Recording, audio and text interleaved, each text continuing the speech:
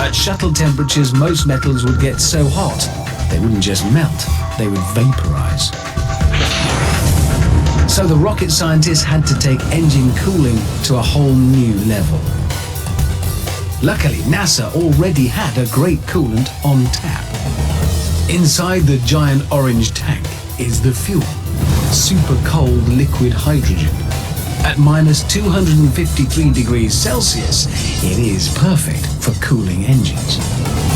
This is where you see the big fireball come out the backside. Yeah, this is what we've all seen on the television. So it's at the back. How are we going to cool this bad boy down? Well, what we're going to do is we're going to take a tap off of that liquid hydrogen that's being pumped around through the engine, and we're going to duct it down the side of the nozzle here through these distribution tubes.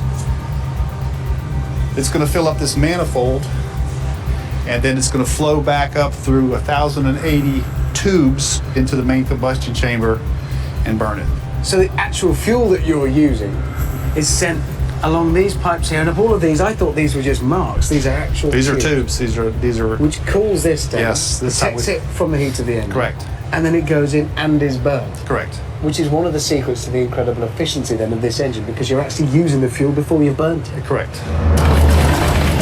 The reason shuttle engines don't melt is because of a principle first used in an engine like this to drive the bellows on a church organ. A cooling system, the removal of heat.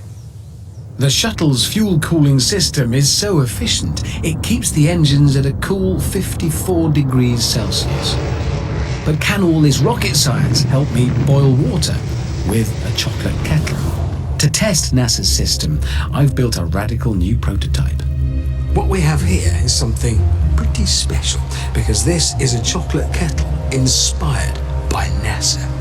I've gone one better, in fact. This isn't just a chocolate kettle, it's a chocolate ice cream kettle, because that's what that is. Chocolate ice cream. The challenge is to stop my ice cream from melting as the water heats up. Here's how it's working. This is the fuel for the burner down here, liquid propane. It's rushing along this narrow tube here, up here. Just like the shuttle, I'm using freezing cold fuel to do the cooling for me. It then carries its way around here, down here, into the burner. That's the actual fuel I'm using. Because it's staying cool up here, despite this being full of now boiling water, my ice cream is staying frozen. It's NASA, that is.